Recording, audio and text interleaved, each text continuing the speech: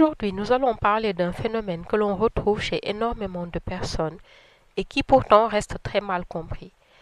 Nous voyons des personnes qui restent bloquées pendant des années alors même qu'elles ne manquent ni d'intelligence, ni de lucidité, ni même parfois de capacité réelle.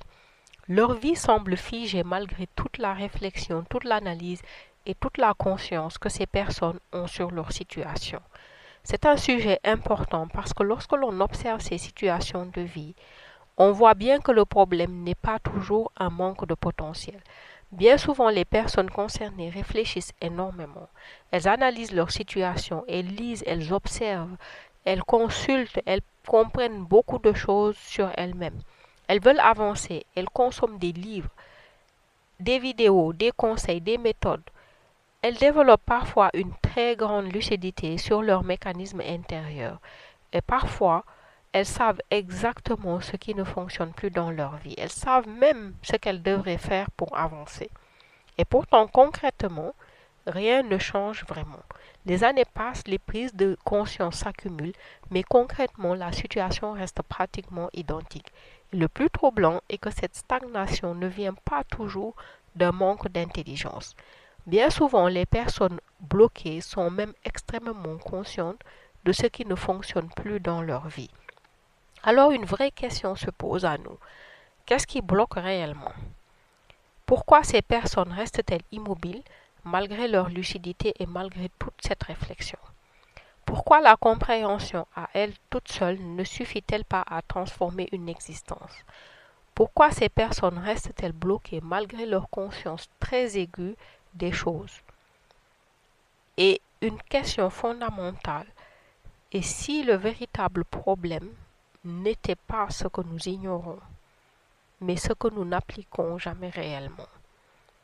Et pour comprendre cela, il nous faut d'abord déconstruire une idée très répandue, celle selon laquelle nous sommes bloqués parce qu'il nous manque encore quelque chose. Effectivement, lorsque nous avons le sentiment de stagner, la première chose à laquelle nous allons penser, c'est que le problème vient d'un manque. Un manque de compétences, un manque d'opportunités, un manque de confiance, un manque de clarté ou encore un manque d'information. Nous nous disons que nous avancerons lorsque nous en saurons davantage, lorsque nous aurons enfin compris ce qui bloque, lorsque nous aurons trouvé la bonne méthode, la bonne stratégie, la bonne réponse.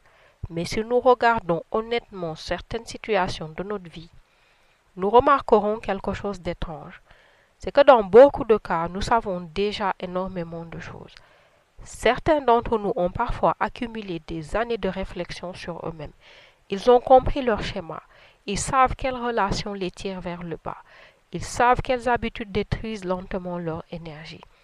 Nous savons déjà à peu près tout ce que nous devons savoir, ce qui nous épuise, ce qui ne fonctionne plus. Nous savons quelles habitudes nous maintiennent dans l'immobilité. Nous savons parfois exactement ce que nous devrions changer. Et malgré cela, nous restons au même endroit. Ce constat révèle quelque chose d'essentiel. C'est que le problème n'est pas toujours l'absence de compréhension. Alors si le savoir ne suffit pas, qu'est-ce qui empêche réellement le changement? Ici, nous allons envisager trois pistes. La première étant que comprendre une situation ne signifie pas la transformer. En réalité, beaucoup de personnes bloquées sont déjà lucides. Elles savent ce qu'elles devraient arrêter, nous l'avons déjà dit, elles savent ce qu'elles évitent, elles savent quelles décisions elles repoussent, elles savent parfois précisément ce qu'il faudrait faire pour transformer leur trajectoire. Et pourtant, le constat est qu'elles n'agissent pas. C'est là qu'apparaît une confusion très fréquente. Nous croyons inconsciemment que comprendre équivaut déjà à avancer, et c'est le premier piège qui empêche réellement le changement. Comme si la conscience d'un problème constituait en elle-même une transformation. Mais comprendre n'est pas encore changer. Comprendre une situation ne signifie pas la transformer. La lucidité peut même parfois devenir un mécanisme subtil, celui de croire que parce que l'on voit clairement ces mécanismes, le travail essentiel est déjà accompli. Or, une vie ne se transforme pas uniquement dans la pensée. Et ça, c'est le premier point. Alors, pourquoi certaines personnes restent-elles enfermées dans cette compréhension sans jamais passer réellement au mouvement? Ce qui nous amène au deuxième point de ce qui empêche réellement le changement. Et ce mécanisme est encore plus profond. C'est lorsque la personne utilise la réflexion comme une manière d'éviter. Réfléchir donne une sensation particulière, celle d'être en mouvement. Réfléchir peut donner une illusion de progression. Lorsque nous analysons notre vie, lorsque nous cherchons à comprendre nos blocages, lorsque nous accumulons des idées et des explications, nous avons l'impression de progresser intérieurement. Nous avons parfois la sensation d'avancer intérieurement. Nous avons l'impression de travailler sur nous-mêmes. Nous avons vraiment l'impression d'être dans un processus de transformation. Et dans une certaine mesure, cela est vrai. Mais cette réflexion peut aussi devenir, sur le long terme, une manière très sophistiquée d'éviter l'action. Et c'est là que se trouve le danger, lorsque la réflexion devient une manière sophistiquée d'éviter l'action, une manière de rester en sécurité, une manière de rester immobile tout en ayant le sentiment d'avancer. Et cette illusion est extrêmement confortable, car penser reste relativement sûr. Réfléchir n'expose pas réellement, comprendre n'oblige pas encore à changer.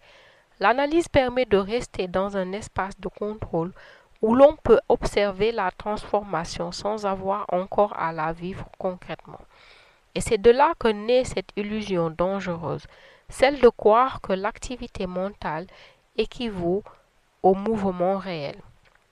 Or, il existe une différence immense entre comprendre un mouvement et entrer dans ce mouvement. Toute cette activité mentale ne nous oblige pas à changer concrètement nos habitudes. Accumuler des prises de conscience ne nous confronte pas immédiatement à l'inconfort de l'action.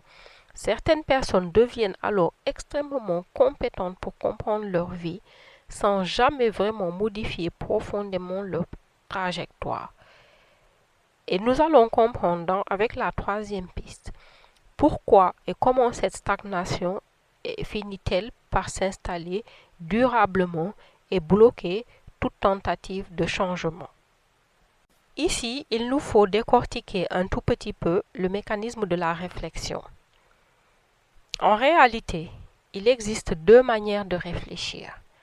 La première consiste à réfléchir pour agir et la seconde, réfléchir pour éviter. Réfléchir pour agir et réfléchir pour éviter. Et il existe une différence fondamentale entre les deux. Dans le premier cas, la réflexion prépare le mouvement.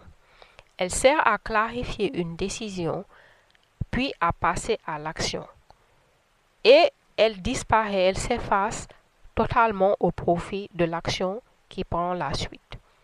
Dans le second cas, réfléchir pour éviter, la réflexion devient une activité de substitution à plein temps. Une manière de rester dans le mental pour éviter l'inconfort du réel. Et cette réflexion, réfléchir pour éviter, est beaucoup plus fréquente qu'on ne le croit. Dans ce second cas, la réflexion devient vraiment un refuge psychologique. On réfléchit pour éviter, vraiment éviter de se confronter au réel. La personne pense énormément, mais ne bascule jamais réellement dans le concret. Elle analyse encore, elle attend d'être prête, elle attend de mieux comprendre, elle attend le bon moment, elle attend d'être certaine. Elle consomme toute nouvelle théorie qui sort sur le sujet qui l'intéresse. Et pendant ce temps, sa vie reste pratiquement inchangée. Et c'est ainsi que certaines personnes peuvent passer des années dans une forme de stagnation constante. Elles voient leurs problèmes, elles comprennent leurs problèmes, mais elles restent immobiles face à lui. Et c'est ainsi que la réflexion devient un mécanisme qui peut bloquer une vie, puisqu'on y reste empêtré. Alors la vraie question maintenant devient, qu'est-ce qui fait si peur dans l'action? Pourquoi certaines personnes préfèrent-elles inconsciemment rester dans la compréhension plutôt que dans le mouvement?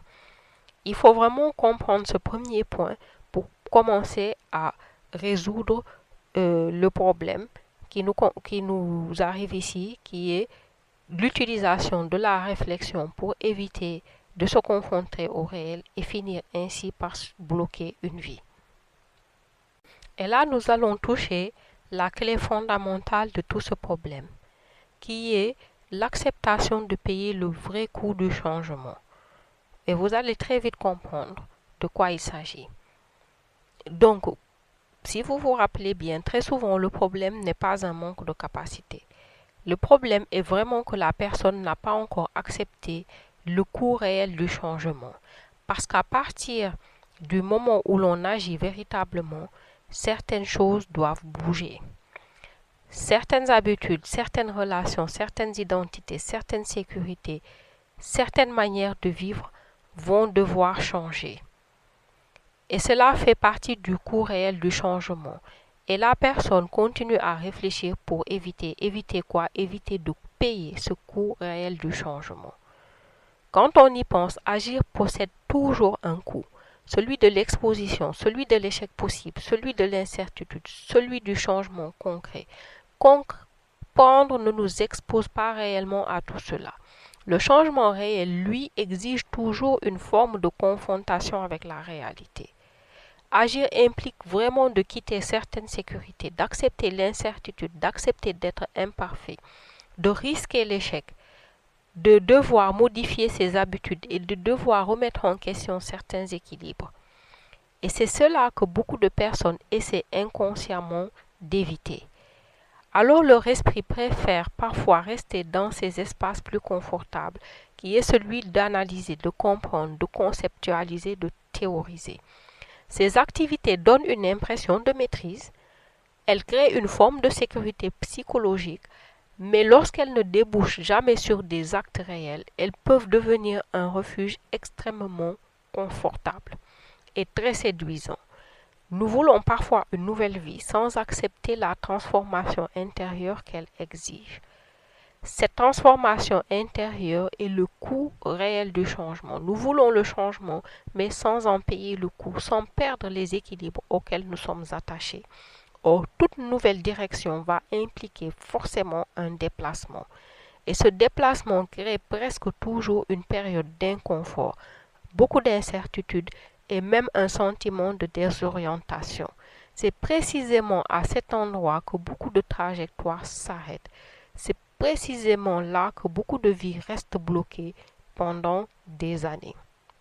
Maintenant, comment est-ce qu'une vie va-t-elle commencer à changer? Parce que c'est ça qui est important, comment sortir de cette situation de blocage et de réflexion sans fin. À partir de quel moment quitte-t-on enfin cette immobilité mentale et extérieure? À quel moment le véritable changement devient-il vraiment possible?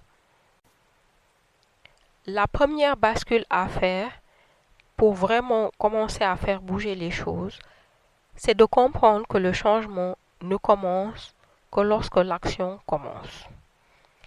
Donc la première bascule à faire, c'est de basculer dans l'action.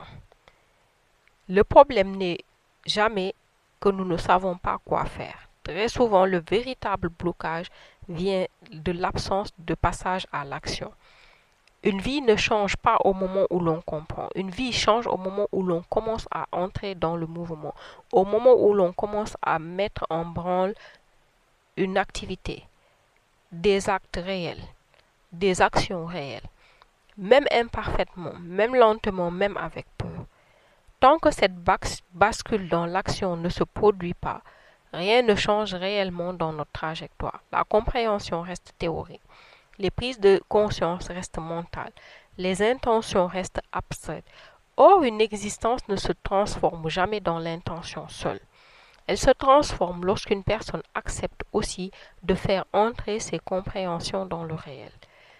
Même avec incertitude, même sans être totalement prête, même sans perfection, et presque toujours d'une manière imparfaite, parce qu'au départ, nous devons tous tâtonner.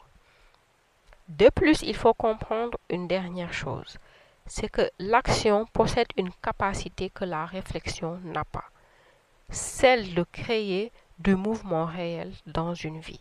Seule l'action peut créer du mouvement réel dans une vie. La réflexion nous éclaire, mais seule l'action va réellement générer du mouvement.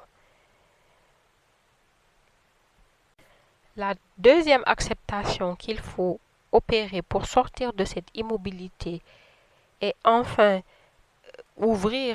créer une ouverture dans notre situation, c'est de transformer ce que l'on sait en mouvement. Nous croyons souvent avoir besoin de plus d'informations avant d'agir. Pourtant, dans de nombreuses situations, le problème n'est plus le manque de compréhension. Le problème réside vraiment dans le manque de mouvement. À un certain stade, réfléchir davantage n'apporte plus de transformation supplémentaire. Cela n'apporte même plus de compréhension supplémentaire. Ce qui devient nécessaire, c'est l'expérience directe avec la vie, l'engagement concret, l'action imparfaite mais réelle. L'action tout à fait imparfaite mais tout à fait réelle. Car une trajectoire ne se construit pas uniquement avec des idées justes. Elle se construit à travers des actes répétés qui donnent progressivement une nouvelle forme à notre existence. Nous n'avons pas besoin toujours de tout comprendre avant d'avancer. Nous devons parfois simplement accepter de commencer là où nous sommes, avec les informations dont nous disposons. Commencer à agir, même de manière imparfaite.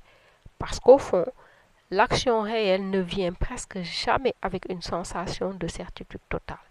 Très souvent, la clarté apparaît en avançant. C'est le mouvement qui va produire lui-même une nouvelle compréhension. Le mouvement va nous donner du feedback et à partir de ce feedback, on peut reconsidérer notre action, on peut reconsidérer notre trajectoire, mais nous disposons là d'informations réelles qui nous donnent une information sur la réalité de ce que nous faisons, pas sur des projections mentales ou des illusions que nous nous faisons de notre situation. Et c'est pour cela que beaucoup de transformations majeures dans une vie commencent par des actions très simples. Par exemple, prendre une décision, avoir une conversation difficile, poser une limite à une personne qui dépasse les limites, changer une habitude, commencer quelque chose, arrêter quelque chose, faire enfin ce que l'on repousse depuis longtemps. Ce sont souvent de petits mouvements, mais qui changent une trajectoire entière. Et c'est cela que beaucoup de personnes sous-estiment. Une direction de vie ne change pas toujours dans des grands moments spectaculaires. Elle change souvent dans des bascules discrètes, mais répétées. Le mot-clé, c'est répéter. Ces bascules peuvent être de petites actions qui semblent vraiment insignifiantes, mais la répétition de ces petites actions vont modifier profondément votre trajectoire et débloquer votre situation de vie. Par conséquent, si vous avez aujourd'hui le sentiment d'être bloqué malgré toute votre réflexion, la vraie question à vous poser n'est peut-être plus qu'est-ce que je dois encore comprendre, mais plutôt qu'est-ce que je sais déjà et que je n'applique toujours pas. Parce qu'à un moment donné, il devient nécessaire de transformer la compréhension en mouvement. Beaucoup de personnes pensent que leur vie changera lorsqu'elles auront enfin compris. Mais la compréhension seule ne transforme pas une existence. Réfléchir ne suffit pas, surtout si cela fait des années que vous cherchez et que vous ne trouvez pas. C'est le signal qu'il faut vraiment basculer dans l'action. Et cette bascule, même si elle paraît petite au départ, même si elle vous paraît insignifiante, peut changer entièrement la direction de votre vie. Une vie change lorsque nous cessons enfin de nous réfugier dans une réflexion sans fin. Une vie change lorsque ce que nous savons cesse de rester uniquement dans notre tête, pour devenir un mouvement concret dans notre réalité. À un moment donné, ce n'est plus la lucidité qui manque à la plupart des gens, c'est le passage du savoir à l'action. Voilà, ce sera tout pour aujourd'hui les amis. Dites-nous alors ce que vous avez pensé des pistes que nous avons explorées dans cet épisode. Partagez-nous vos expériences. Si vous avez des questions concernant cet épisode, pensez à les laisser dans la section des commentaires. Et s'il y a des sujets qui vous intéressent et qui sont reliés aux sujets que nous traitons sur cette chaîne, pensez à faire des suggestions et des requêtes en section commentaires. Likez, partagez, abonnez-vous. Je vous retrouve au prochain épisode. C'était Sophia. Merci de votre attention.